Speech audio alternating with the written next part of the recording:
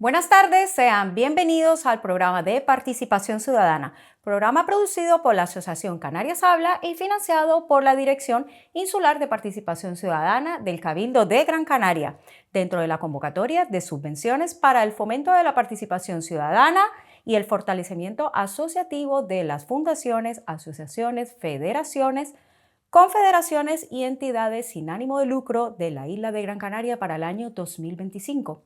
No cabe duda que la participación ciudadana es la base de una democracia viva y este programa nace precisamente para abrir espacios de diálogo, visibilizar todo ese trabajo del tejido social en Gran Canaria y dar voz a la ciudadanía en los asuntos que nos competen a todos. Un lugar para compartir ideas, generar propuestas y construir de forma colectiva una sociedad más justa, inclusiva y participativa.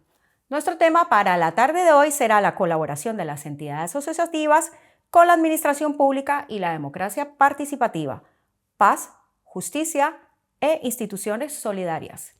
Para ello tenemos a nuestro primer participante. Muy buenas tardes, José Luis Rodríguez, bienvenido. Muchas gracias, Gina. Muy buenas tardes. Gracias por invitarnos a tu programa y bueno, espero que la pasemos bien. Gracias a ti por estar aquí de nuevo con nosotros. Bueno, tú eres coordinador del proyecto Escuela de Ciudadanía de Gran Canaria, proyecto impulsado por la Asociación Canaria, Universidades Populares de Canarias y de Dirección Insular de Participación Ciudadana del Cabildo de Gran Canaria. Sí, la Escuela de Ciudadanía es un proyecto, bueno, una iniciativa, ya dejó de ser proyecto. Es una iniciativa en donde, por un lado, la ACUP, que es la Asociación Canaria de Universidades Populares, y la Dirección de Participación Ciudadana se juntaron para tener y sobre todo para resolver el problema de la formación y acercar aquellos conceptos de la democracia participativa y de la democracia en general a la ciudadanía en general. Tú sabes que muchas veces hablar de democracia, de participación ciudadana en la calle, pues es raro porque nadie voltea a verte. Al contrario, dice, mira, ¿de qué me estás hablando? Son conceptos como que que nos quedan muy lejanos, ¿no? Precisamente la Escuela de Ciudadanía tiene como objetivo acercar estos conceptos a toda la ciudadanía y que, bueno, que todos sepamos que hay canales de participación, que colaborando las cosas salen mejor, que tenemos que saber cómo funcionan nuestras administraciones públicas, que en el territorio hay aliados estratégicos fundamentales que son las asociaciones y bueno, que hay muchas cosas que todavía nos falta por conocer de esta palabrita llamada democracia y más si lo juntas con participativa, pues se forma ahí un cóctel que es muy interesante y todavía muy desconocido para muchas de las personas que no se acercan a estos espacios en donde se habla de participación ciudadana y democracia. José Luis, cuéntame un poquito porque tengo entendido que este proyecto ya está en su segunda fase, ¿no? Sí. ¿Qué balance puedes hacer de la primera fase? Bueno, la Escuela de Ciudadanía nació en Ginamar, entonces era una iniciativa muy pequeña y luego como vimos que habíamos descubierto algo que funcionaba, pues se pone en marcha la Escuela de Ciudadanía de Gran Canaria. Entonces pasamos de Ginamar, que está entre Telde y Las Palmas, un espacio pequeño, a 14 municipios actualmente. En su primera edición fueron 12 municipios. Entonces, claro, supuso un gran cambio, sobre todo a nivel de gestión, de coordinación, de comunicación, porque nos enfrentábamos a una realidad totalmente diferente. Es decir, 12 municipios, 12 ayuntamientos, con técnicos diferentes, con maneras de concebir la participación y la formación de manera diferente. Y bueno, fuimos aprendiendo de cada uno de ellos. Precisamente te iba a preguntar eso, o sea, ¿qué aprendizajes principales se obtuvieron en la primera fase que han servido para mejorar y redefinir esta segunda etapa? En la primera etapa, es que en la primera etapa casi todo fueron aprendizajes. Por un lado, a nivel de coordinación, pues entendimos sobre todo que teníamos que jugar con las expectativas, en el sentido de que nosotros teníamos una planificación de cómo podrían funcionar ciertas formaciones, pero bueno, a veces no tenía la aceptación adecuada. Nosotros teníamos, por ejemplo, un mínimo de participantes por cada taller de 10 y hubo ayuntamientos en donde no se llegó a 10 participantes. ¿Pero por qué? Entonces, este es el trabajo, como te digo, de gestión de expectativas, que había ayuntamientos como Valleseco la aldea de San Nicolás o incluso Tejeda, que son ayuntamientos en donde muy pocas veces se lleva formación de este tipo, y más desde aquí, desde la capital, desde Las Palmas. Y entonces tuvimos que jugar con eso. Para ellos, un taller de 7, 8 personas ya es un taller que tiene una masa crítica suficiente como para darlo y para generar algo interesante, porque muy pocas personas hay ahí que se mueven, hay muy pocas asociaciones. Entonces eso es lo primero que comprendimos. Tenemos que adaptarnos a las condiciones y a las expectativas y a las realidades de cada municipio. Segundo, que el tema de la comunicación debería de ser algo fundamental y constante. Al ser 12 maneras de entender la participación, 12 maneras de entender la formación totalmente diferente, teníamos que estar nosotros al servicio de ellos sin perder el objetivo fundamental de la Escuela de Ciudadanía, que es el fomento de la democracia participativa y entornos de colaboración en el marco de asociaciones, colectivos y personas a título individual.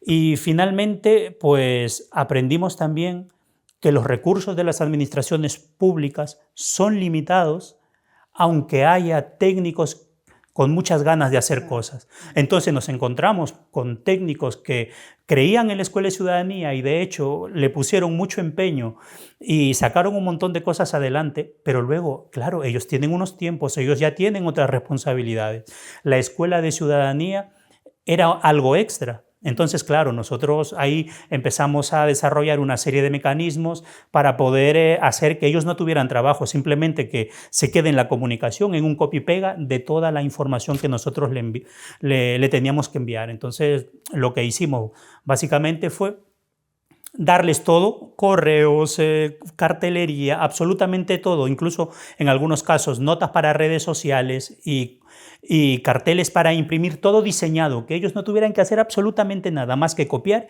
y enviar a su base de datos. Por otro lado, ellos, claro, como aliados en el territorio, lo que tenían son las bases de datos de las asociaciones y las personas que previamente habían participado con ellas en alguna formación. Entonces, yo creo que estos son los aprendizajes principales que nos dio esta primera etapa de la Escuela de Ciudadanía. Y si ahora, recordando, yo creo que, bueno, hay un cuarto aprendizaje que yo creo que también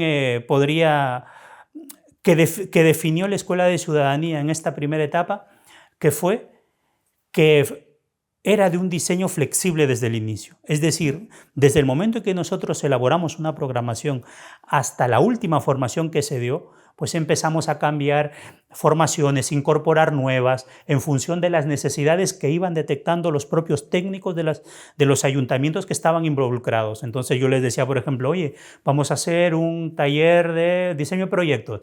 Y decían, mira, no, pero es que no, nosotros creemos que puede ser de protección de datos porque hace un montón de tiempo hay un grupo de personas que lo solicitan. Bueno, quitamos este y ponemos el de protección de datos porque es la necesidad que hay, que se ha identificado, ¿no? Claro, nosotros desde la Escuela de Ciudadanía no podemos identificarlo porque nosotros no estamos en 12 ayuntamientos, pero los técnicos de las administraciones públicas sí que pueden, los de los ayuntamientos en este caso, o concejalías de educación o participación ciudadana, claro, ellos están ahí y día a día tienen que hablar con la gente, entonces ellos saben lo que quieren, ellos escuchan. Y claro, y eso yo creo que fue fundamental para que esta primera edición se configurara bien y pudiéramos hacer más de 46, no, fueron más de 50 formaciones que se hizo, más de 50 formaciones y fueron más de 600 personas que se beneficiaron directamente. Cuando digo directamente es decir que fuiste y recibiste la formación. Luego, indirectamente fueron mucho más, yo creo que fueron más de 3.000 personas porque esas personas pertenecían a asociaciones, entonces tenían un grupo de resonancia que benefició todas aquellas cosas que aprendieron en las formaciones de la Escuela de Ciudadanía. Por supuesto. En toda esta evolución del proyecto y demás, ¿cómo ha evolucionado la colaboración entre la Asociación de Universidades Populares de Canarias y la Dirección Insular de Participación Ciudadana del Cabildo de Gran Canaria? Bueno, ellos ya tenían previamente una relación muy buena. Antes de la Escuela de Ciudadanía, pues la ACUP es muy conocida aquí por colaborar con las administraciones públicas y por ser una asociación muy seria. Tú ten en cuenta que aquí las universidades populares tienen un andamiaje muy fuerte y tienen históricamente forman parte del tejido asociativo, sobre todo vinculado a la educación no formal. Entonces, claro, las universidades populares, la Asociación Canaria de Universidades Populares, pues tiene mucho prestigio. Evidentemente ya se había relacionado previamente con administraciones públicas como el Cabildo, el Gobierno de Canarias, ayuntamientos varios, y bueno, tenían muy buena relación. ¿Qué ha pasado con la Escuela de Ciudadanía? La Escuela de Ciudadanía, al ser un diseño conjunto entre estas dos instituciones, entre la Dirección de Participación Ciudadana y la Asociación Canaria de Universidades Populares, pues lo que ha hecho es estrechar básicamente esos lazos que ya existían. Luego aquí hay una cuestión muy importante, que la ACUP, por la característica de su público objetivo, no desarrollaba formaciones vinculadas a la promoción de la democracia, a la participación ciudadana.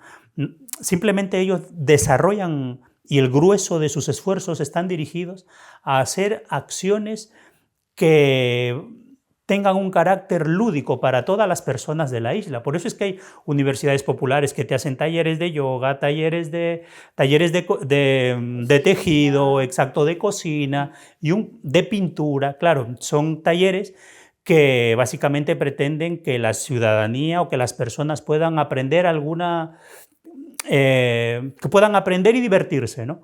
La Escuela de Ciudadanía lo que pretende, por otro lado, aparte de aprender, ven aquí a un espacio, aprende y diviértete también, piensa, conoce tu territorio y únete a otras personas, ¿no? Y bueno, y vamos a caminar todos juntos hacia algo que sea un poco más colaborativo y más democrático, en términos sencillos y resumidos. Entonces, yo creo que para la ACUP, esta alianza con la Dirección de Participación Ciudadana fue fundamental, sobre todo para empezar una andadura en el marco de proyectos vinculados a la democracia participativa y a la participación ciudadana en general, que no lo tenía anteriormente. La Escuela de Ciudadanía actualmente es el proyecto bandera que tiene la CUP, sobre todo, vinculado a lo que es la democracia participativa, la formación para la promoción de la democracia. Entonces yo creo que el aprendizaje es que podemos salirnos de nuestra zona de confort, de donde estamos seguros, y vamos a explorar un poquito más y ver qué camino se nos puede abrir, ¿no? En este caso fue positivo porque la Escuela de Ciudadanía ha sido un éxito desde la primera edición, que fueron 12 ayuntamientos, que es algo rarísimo que participen en un proyecto de estas características, porque por lo mismo que te comentaba anteriormente, son 12 ayuntamientos que tienen sus particularidades. Entonces, claro, no tienen tiempo para esto. Entonces tuvimos como que enamorarlos de alguna manera para que ellos dijeran, oye, pues sí, mira, sí, voy a dar un poquito más, pero aparte me lo voy a pasar bien, ¿no? Y nos lo vamos a pasar bien aquí todos con esto. Crear un entorno eso de colaboración, un entorno de participación idóneo para que esto saliera adelante. Entonces, desde esa perspectiva que tienes como coordinador, ¿existe una importancia entre la colaboración entre las entidades asociativas y la administración pública para poder fortalecer esa democracia participativa, ¿no? O sea, es importante. Sí. Bueno, de hecho, las asociaciones son fundamentales en las sociedades para poder llegar a ese anhelo que es una democracia participativa, ¿no? Porque una democracia participativa no es nada más que los ciudadanos tomen parte en su gobierno y pero tomen parte real. No es nada más que eso. Entonces, claro, si tú te pones a pensar en un territorio donde hay un ayuntamiento y hay una ciudadanía, ¿cómo llega una administración pública, cómo llega el ayuntamiento a esas personas? De manera directa, pues muchas personas tienen el rechazo, ese rechazo primigenio que dices, mira, no, ¿para qué voy a ir? No, ¿verdad? El ayuntamiento, tal. Entonces, ¿quiénes hacen de intermediarios o en dónde hay personas conscientes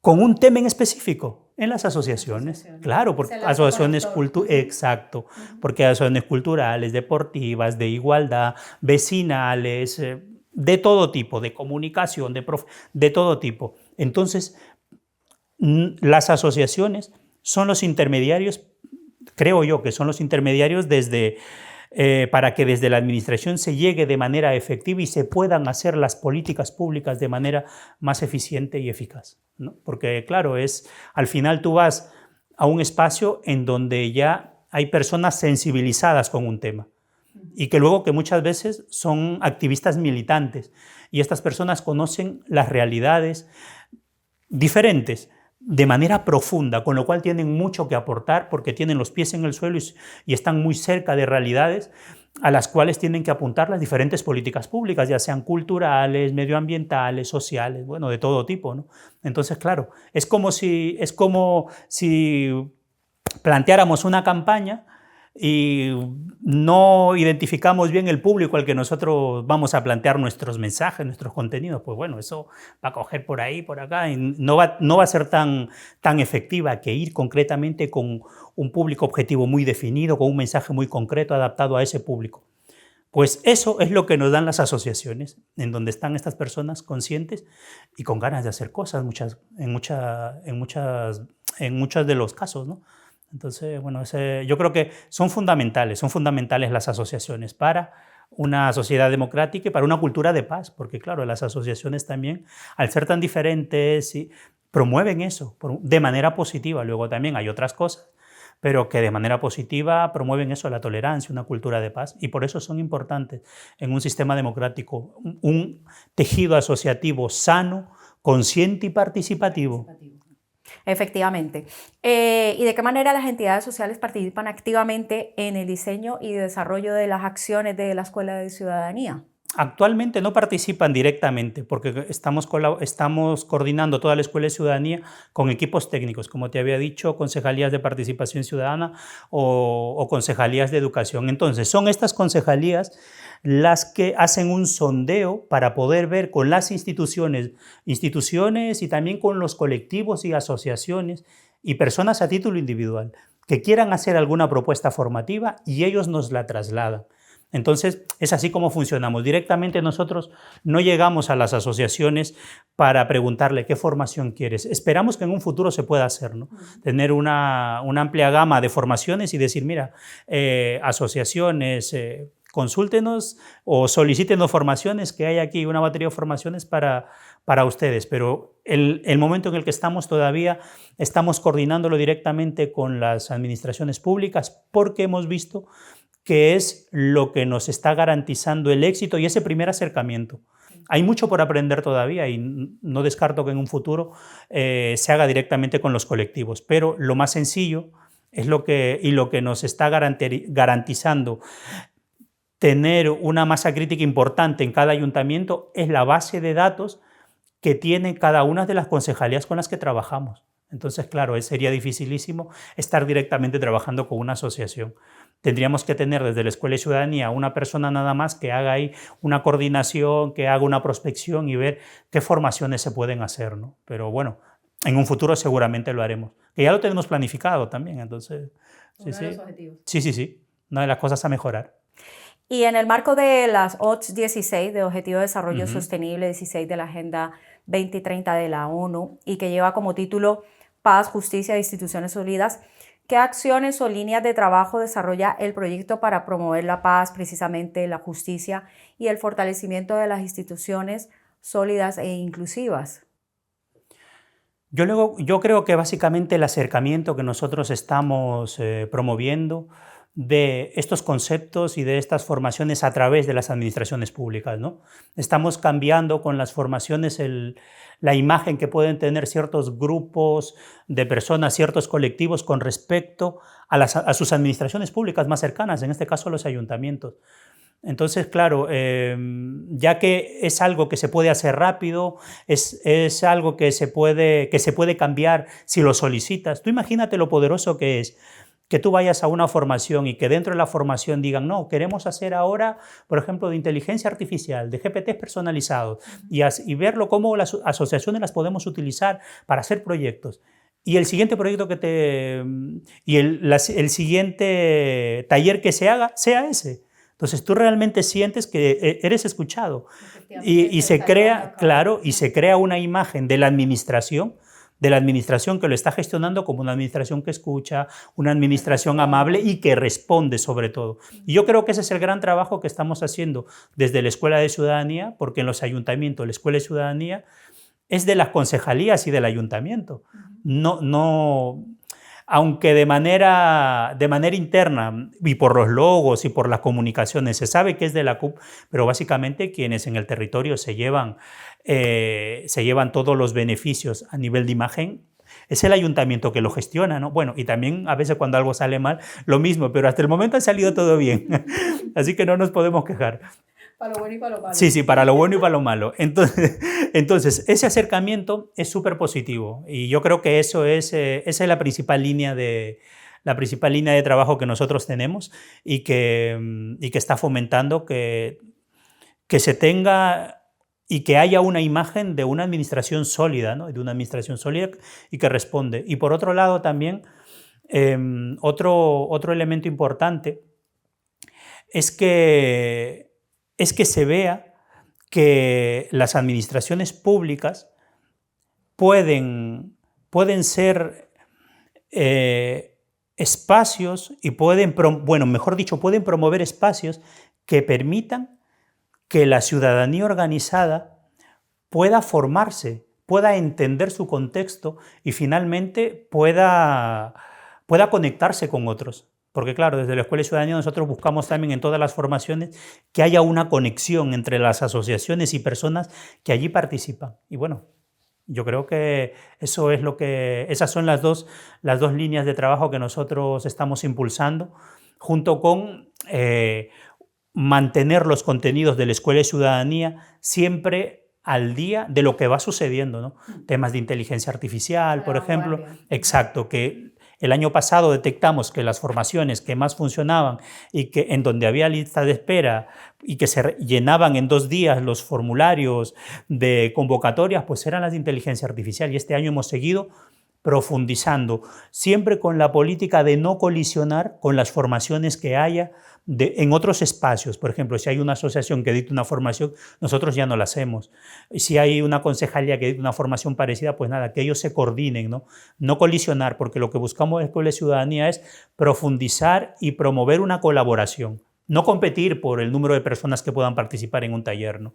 Esa lógica es la que hasta el momento pues, nos ha estado garantizando que tengamos participantes en los talleres. Y bueno, y así han ido saliendo las cosas bien. Maravilloso. ¿Qué papel juega la participación ciudadana en la prevención de conflictos sociales y en la promoción de una convivencia más pacífica? Bueno, los conflictos sociales se dan cuando la ciudadanía no es escuchada. Vamos a partir de ahí, ¿no?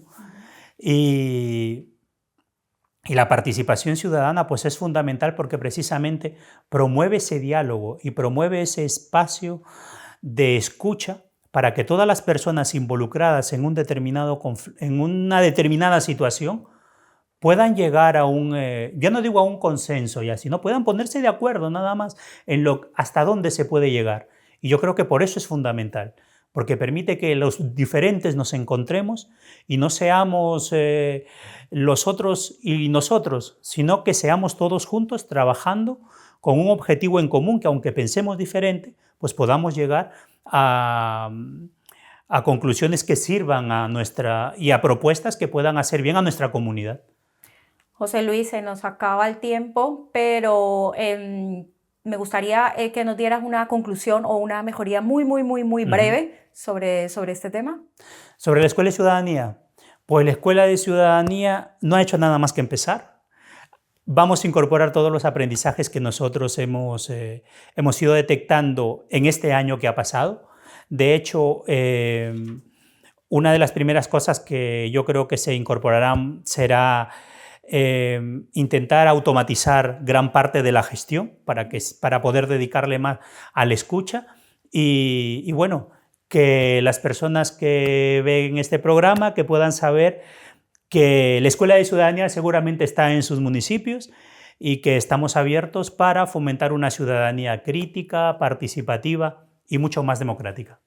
Muchísimas gracias, José Luis, por tu participación en este programa y nosotros volvemos en breve, no se muevan, en unos segundos estaremos con nuestro segundo invitado. Muchísimas gracias. El Cabildo de Gran Canaria está preparando el Plan de Movilidad Insular Sostenible, el PEMIS, alineado con la Ecoisla, Agenda Gran Canaria 2030. Nuestro objetivo, reducir la dependencia del vehículo privado, bajar las emisiones y ampliar las conexiones en todos los municipios de la isla. Queremos escuchar tus ideas para mejorar recorridos e infraestructuras y promover las energías limpias. Si eres administración, colectivo, experto o ciudadano, contribuye con tus ideas al plan de movilidad. Envía tus propuestas a través de la web participa.grancanaria.com. Transforma nuestra forma de movernos. Movilízate por la sostenibilidad.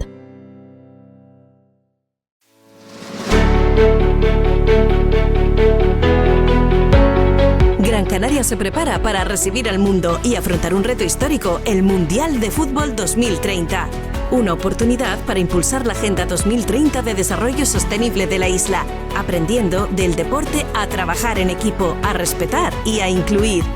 La campaña Una Gran Canaria 2030 para un Mundial 2030 llevará a cabo acciones como las Fan Zones, que educarán en valores y derechos humanos, celebrando la igualdad, la diversidad y la solidaridad.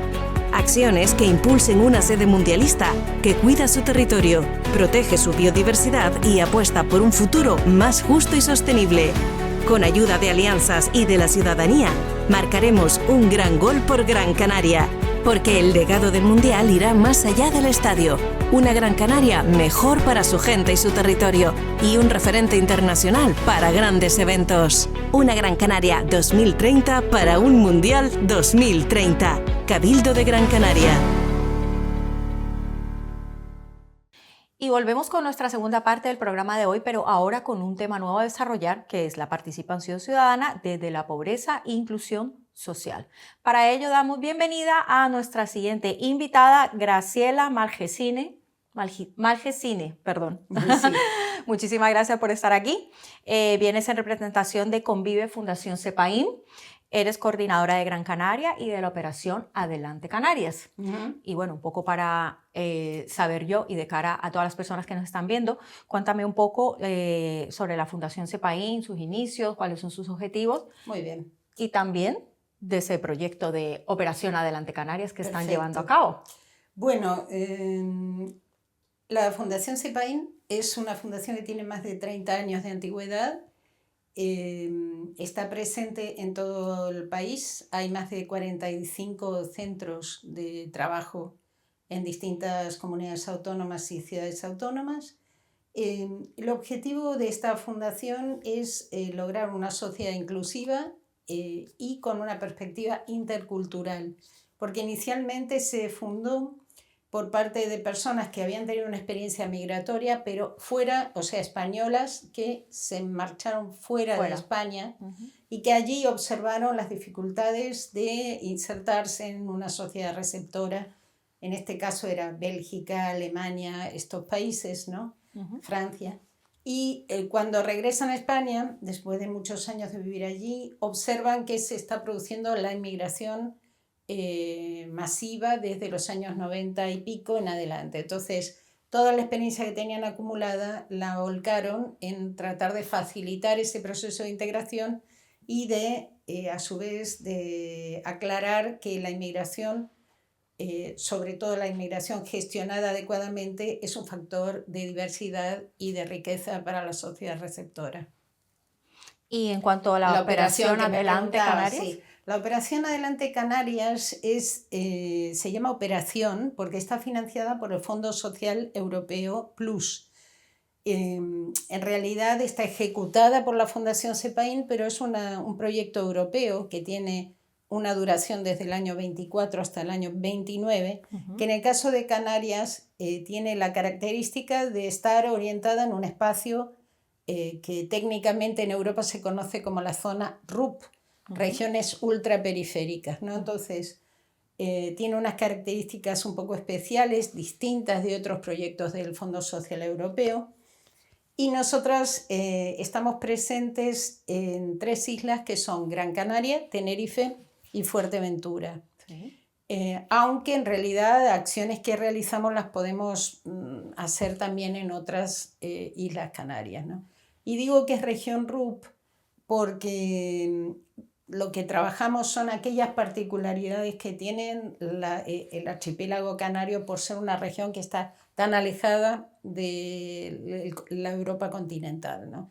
Eso, junto con otras 8 regiones europeas, tiene esa característica y tiene ciertas facilidades a la hora de la gestión, por ejemplo, por parte de Europa, ¿no? Pero sí, es un proyecto a gran escala, tenemos 3 equipos, uno en cada isla, son equipos espejo, los llamamos, están integrados por trabajadora social, psicóloga, formadora, orientadora laboral y técnica de sensibilización y de empresas, además de administración y coordinación, que soy yo la coordinadora. Hacemos estudios, hacemos diagnósticos, pero sobre todo trabajamos en itinerarios personalizados de inserción, con esta perspectiva multidisciplinar, ¿no? Es decir, en vez de que cada persona vaya a un especialista y luego vaya al otro y luego vaya al otro, y lo que hacemos se llama case management, es decir, la gestión del caso, de la persona, de manera de atender a sus necesidades y a sus momentos, ¿no? Sí. No se trata de forzar a nadie a que haga lo que no quiere, sino acompañarlo para que tome las decisiones que le permitan un cambio positivo, tanto en el ámbito del empleo como en el bienestar, porque aquí no es solo conseguir un empleo, también es mejorar su situación de bienestar. Correcto. Desde su experiencia, ¿cómo afecta la situación de pobreza a la participación ciudadana en los procesos comunitarios? Bueno, la pobreza en el caso de Canarias es un problema grave porque más de 3 personas de cada 10 están en riesgo de pobreza o exclusión, ¿no? Y esta es una de las tasas más altas de España. ¿Esto qué significa? Que ya hay barreras estructurales para la participación ciudadana. Una persona que está preocupada en sobrevivir no puede estar pensando en otros aspectos de su vida, como por ejemplo la participación política o social. Entonces, esta es una de las grandes barreras, obstáculos que existen, ¿no? para participar. Nosotros tenemos un enfoque o mirada de género. Es decir, vemos la situación de las mujeres en particular y hemos hecho, por ejemplo, acabamos de publicar un estudio sobre las mujeres rurales en Canarias y en general vemos que este proyecto, trabajando básicamente con mujeres, 7 de cada 10, vemos que las mujeres tienen especiales dificultades de participación porque muchas de ellas tienen trabajos precarios, porque se dedican mucho más a los cuidados que los hombres, y porque hay muchos hogares monoparentales que están a cargo de mujeres. Sí. Pero también hay generación sándwich, es decir, las mujeres que se llama así sándwich, curiosamente, porque son las mujeres cuidadoras de las personas mayores, pero que todavía están cuidando hijos, entonces les toca de un lado y del otro. Si a esto le sumamos las dificultades de la comunicación que existen en las islas, ¿no? Si el hecho de vivir en lugares que no son las zonas capitalinas hace que todo se haga mucho más difícil.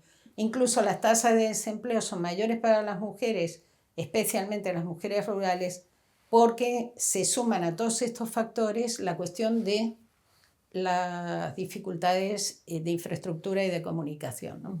Entonces, otro de los grupos con los que trabajamos son los jóvenes, y uno tiende a pensar las personas jóvenes participan mucho, ¿no?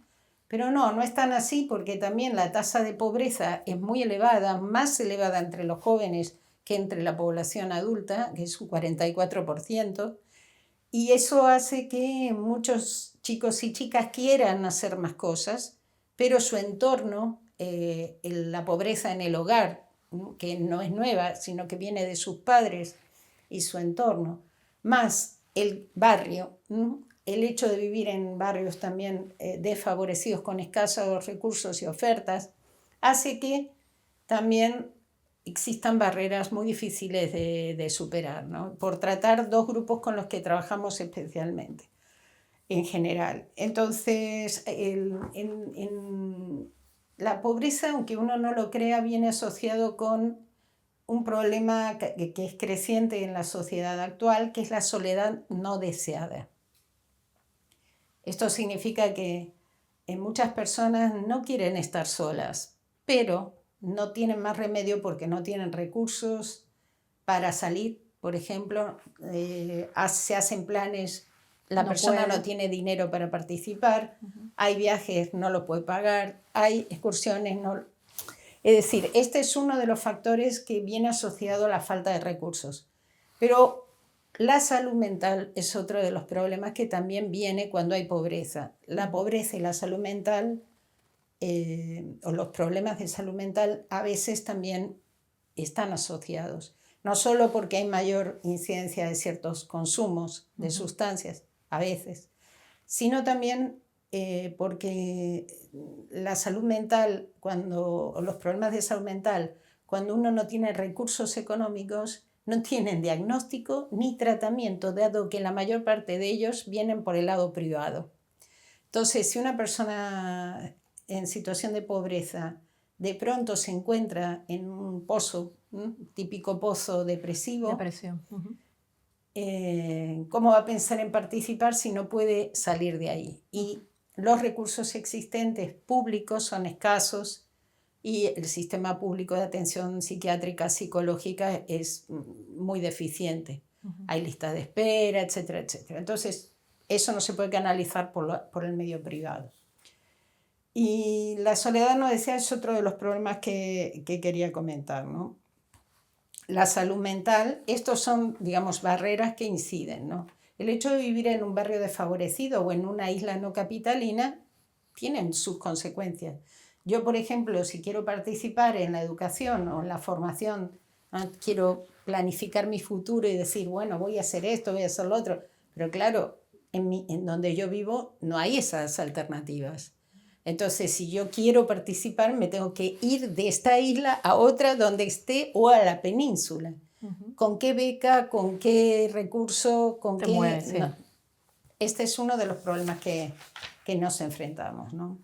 Pues efectivamente sí, esa era un poco entre la primera y segunda pregunta que venía, que eran las barreras que se encuentran todo ese tipo de personas que están en situación de pobreza, que bueno, las has descrito perfectamente.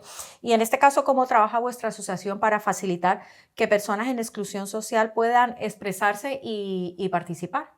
Vale, hay otra cuestión que no he mencionado y la he dejado para esta pregunta, un poco para esta segunda parte.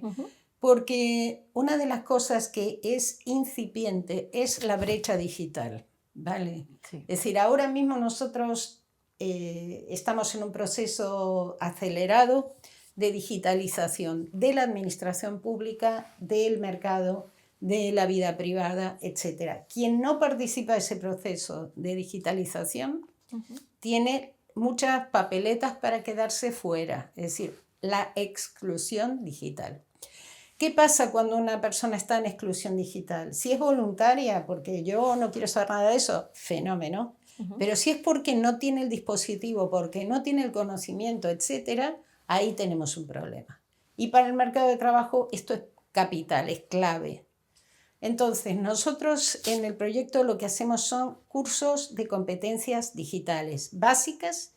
Usamos, digamos, todo lo que es la formación que hacemos dentro del curso, siempre con una perspectiva digital para que, por ejemplo, las personas usuarias puedan usar la carpeta ciudadana, donde se recopila toda la información que el Estado tiene de nosotros y pueda acceder, por ejemplo, a su vida laboral, o calcular si tiene derecho a una pensión o puede solicitar una prestación.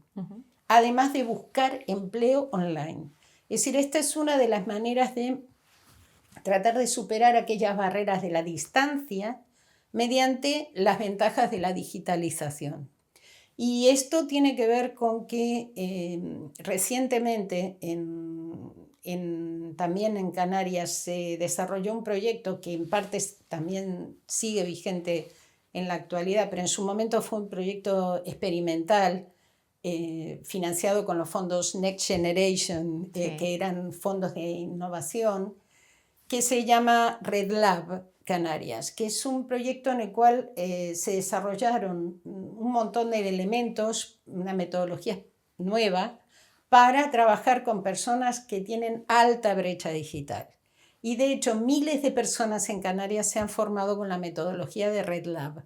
Nosotros en CEPAIN utilizamos esa metodología y cualquier persona que nos escuche puede usarla accediendo a cursoredlab.com. Y ahí tiene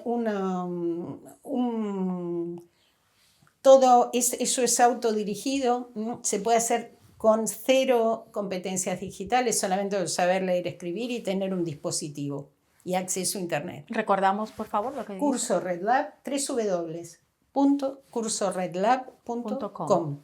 Entonces, nosotros usamos ese recurso, trabajamos mucho en talleres pequeños con las personas que tienen cierto tipo de brecha digital y es una de las maneras en las cuales trabajamos la participación. La otra cuestión importante es trabajar la autoestima y el empoderamiento. Hacemos continuamente talleres de 4, 5, 6 personas en cada isla que se hacen regularmente, 1 o 2 por mes, en los cuales las personas trabajan aspectos como la gestión del estrés, la sobrecarga de los cuidados, las dificultades que genera no tener los recursos suficientes o la incertidumbre de no encontrar trabajo durante tiempo. Y cuando uno está en paro de larga duración, eso incide mucho en el bienestar y en la autopercepción, ¿no? Sí. Entonces, esos talleres también tienen mucho impacto en la población que atendemos, porque también el hecho de compartir con otra persona que está en una situación similar o que tiene otra problemática que no es la tuya, pero te ves reflejado en ciertos aspectos, ¿no? Entonces, esos talleres funcionan muy bien, talleres de autoestima, empoderamiento, gestión del estrés. Y luego todo lo que son habilidades blandas, que se llaman así en el ámbito del empleo, como por ejemplo la asertividad, la búsqueda activa de empleo. Hacemos dinámicas para simular entrevistas, o sea, lo que es la teatralización de las entrevistas que se van a tener en el momento de acceder o pretender acceder a un empleo, que son medidas muy, muy concretas y operativas. Luego hacemos capacitaciones dirigidas a las personas, por ejemplo, si un grupo de personas tienen determinadas necesidades y se pueden canalizar a través de una empresa determinada, pues se llega a acuerdos con esa empresa para que ciertos puestos de trabajo se puedan cubrir con la formación que se hace en el marco del proyecto, ¿no? Esos son mecanismos para participar en el mercado. Otra de las cosas que procuramos es la garantía de ingresos. ¿Qué quiere decir esto? Que afortunadamente tenemos un mecanismo que es el ingreso mínimo vital, la renta canaria de ciudadanía, que para personas que en este momento no pueden acceder a un puesto de trabajo, le garantizan un mínimo para sobrevivir, ¿no? Entonces, esas personas normalmente están mareadas por los formularios que están online, no los entienden, se equivocan, no entienden qué documentos les piden o cometen errores a la hora de mandar la documentación. Y entonces, toda esa parte dentro del itinerario ayudamos nosotros a que la persona pueda gestionar esos ingresos mínimo vital o la renta canaria de ciudadanía u otras prestaciones como la de mayores de 52 años, por ejemplo. Sí. Otra de las maneras que hacemos con población inmigrante para que se integre al mercado laboral es a través del apoyo a la homologación de diplomas. Porque mucha gente viene, qué sé yo, con un título de enfermería y aquí termina trabajando de limpiador porque no puede o no sabe cómo hacer para homologar. Entonces, la homologación es un tema muy importante que lo trabajamos con mucha seriedad. Y hay un tema dentro de lo laboral que es muy interesante también, pero eso no es solo para extranjeros o población extranjera, también la población española desconocemos en general los derechos laborales. Entonces, los derechos laborales, leer una nómina, leer un contrato, saber qué es lo que se dice ahí, cuáles son los elementos que integran la nómina que uno recibe, si es correcto o no es correcto. Todo esto son pequeños talleres que aseguran que la persona cuando está empleada va a ser consciente y va a poder participar en el caso de que no tenga lo que le corresponde, ¿no? O sea, como una especie de creación de conciencia sobre derechos laborales. Correcto, muy interesante. ¿Podrías compartir, por ejemplo, un ejemplo donde la participación ciudadana haya mejorado directamente la vida de personas en situación de pobreza? Sí, por ejemplo, nosotros estamos haciendo una actividad que se llama, con un término en inglés, outreach. Es decir, nosotros ahora mismo estamos, como te decía, en Las Palmas de Gran Canaria, en Santa Cruz de Tenerife y en Puerto del Rosario, pero nos hemos dado cuenta que muchos municipios rurales carecen de este tipo de proyectos. Entonces lo que hacemos es ir a las zonas rurales, y vamos a los municipios rurales poniéndonos de acuerdo con alcaldes y alcaldesas y sus equipos para estar 3 días ahí atendiendo a la gente, explicándole del itinerario, mostrándole opciones de acuerdo a su situación, haciendo entrevistas con la orientadora laboral, haciendo entrevistas con la trabajadora social. Y siempre hablo en femenino porque nuestro equipo, excepto una persona, somos todas mujeres. Sí. Bueno, entonces, como ejemplo positivo en esas zonas rurales del diálogo entre la necesidad de las mujeres rurales y el ayuntamiento, se han logrado acuerdos para, 1, acceder al empleo y 2, mejorar la frecuencia del transporte. Esto ha permitido que muchas de estas mujeres que estaban bastante aisladas por las dificultades de no tener guaguas, pudieran acceder a formación o continuar los estudios en las capitales. Se pudieran movilizar. Claro, se pudieran movilizar. Este es un ejemplo y una buena práctica. Otra de las buenas prácticas que te comentaba es la de las competencias digitales.